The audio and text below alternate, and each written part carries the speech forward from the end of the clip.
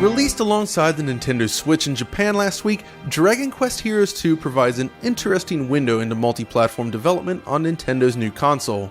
Heroes 2 is an especially interesting case, as the game itself is designed to support a wide range of hardware across multiple generations. In addition to its appearance on Switch, the game is also available on PlayStation 4, PS3, and PS Vita, with a PC version scheduled for release this April. If you didn't know, this is basically a spin-off of the Musou or Dynasty Warriors series developed by Omega Force, only with a greater focus on RPG elements. It's currently only available in Japan and was released on Sony's consoles last spring, but now we have a Switch iteration to look at. We jumped onto the Japanese eShop, grabbed the demo version of the game on Switch, and decided to stack it up against the PS4 and PS Vita versions. Alas, no PS3 demo was available, so this is just going to be a three-way demo shootout. In terms of the basics, the Switch version operates at a full 1080p in docked mode and 720p in handheld mode. For comparison, the PS4 demo also runs at 1080p, while the PS3 version is 720p, and the Vita version is 960 by 544, the native resolution of that screen. None of the versions offer much in the way of great texture filtering, unfortunately, but there are several key visual differences between them. At a glance, the Switch port compares rather favorably against the PS4, but if you look closer, we start to see some rather interesting changes. Right out of the gate, we see simplified geometry and different texture work on Nintendo's machine, with the stairs exhibiting a lack of triangles in comparison.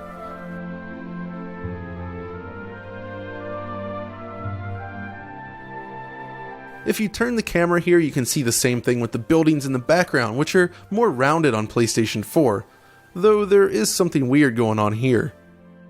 You'll also notice the change in lighting. There is extra light bloom present on PS4.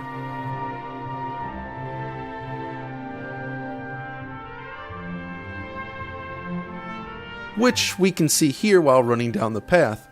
The textures and scene geometry have also been modified. It's visible with the arch as well as the missing foliage here. Out in the field, the PS4 version features cloud shadows. You can see the subtle effect of the clouds moving across the world here, but it's absent on the Switch. It becomes even more evident here that textures and models have changed between the two as well. Look at the rocks here in the distance. On PS4 you can see some sort of grass or moss texture pasted all over the rocks, while on Switch you just see the rock texture. You can also see a difference if you look directly to the left of the main character, an interesting change. Shadow quality also varies between the two, with softer shadows present in the PS4 code. The difference in texture and geometry quality is also visible here. Distant detail is also increased on Sony's console, with additional vegetation visible from a greater distance. But these are the kinds of changes you would expect, and based on the available media for the PS3 version, it seems that many of the assets used on Switch are pulled from that version. So how about that Vita version then? Well, in comparison, Vita Island looks more like Vita Wasteland here. Detail is stripped out and the game looks rather different as a result. You have to keep in mind that the Vita is 5-year-old mobile hardware though, but it demonstrates the tremendous leap between the Switch and the Vita. Considering the hardware then, the Vita port actually feels pretty decent, since it does run at the screen's native resolution. But still, textures are pretty blurry and lacking detail, lighting is pared way back, and foliage is all but removed. At this point then, it feels like the Switch version falls right behind PlayStation 4. But then, we come to performance.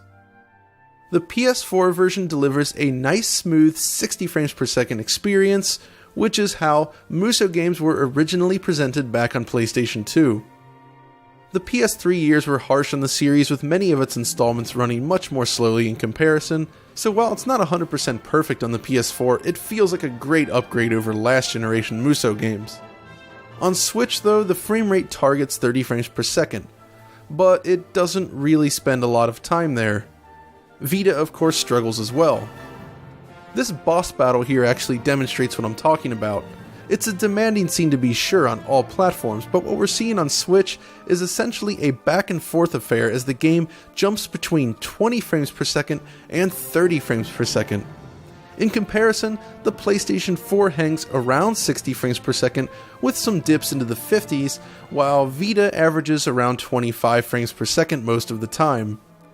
Which means throughout much of the battle, the Vita version actually runs more smoothly than the Switch port. This is of course running with the docked mode on Switch, by the way. Neither the Vita nor Switch versions feel especially good to play at this point, with unresponsive controls and low frame rates. If we look at a full screen battle on the Switch, we see similar results. The graph is in a constant state of flux here as the game jumps back and forth between 30 and 20 FPS, just as in the first battle. This is the type of behavior we typically find in games using a double buffer VSync solution. The battle simply spends too much time at the 20 frames per second line and winds up feeling highly unresponsive as a result. Okay, but what if you just want to explore the world? That's part of the game, right? Well, in this case, the Switch version improves dramatically. Running from one end of the map to the other yields a near perfect 30 frames per second update on Nintendo's new machine. It feels pretty good at this point. PS4 of course turns in a nice smooth 60 frames per second here, as you would hope, while PS Vita, well, kinda struggles to reach its 30 FPS target here as well. All three versions at least fare better than when engaged in any sort of combat. Of course, there are moments during exploration in which the frame rate stutters a little bit on Switch as well, but in general, traversal is pretty stable overall. But that's the thing about Muso games, you spend a lot of time in combat, which is where the Switch version really drops the ball. Check it out. We're running here along at a nice 30 frames per second, right? But as soon as we engage these three little monsters here, the frame rate immediately starts to drop.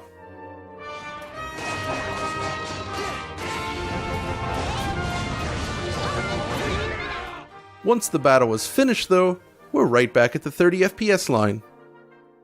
And we see the same thing here again, smooth 30 FPS right up until we engage in combat.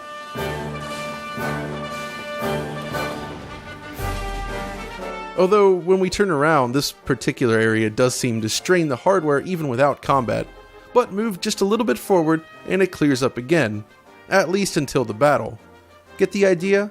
That's really the big problem here. Every single encounter, and I mean every single encounter, causes the frame rate to drop to 20 FPS with startling regularity.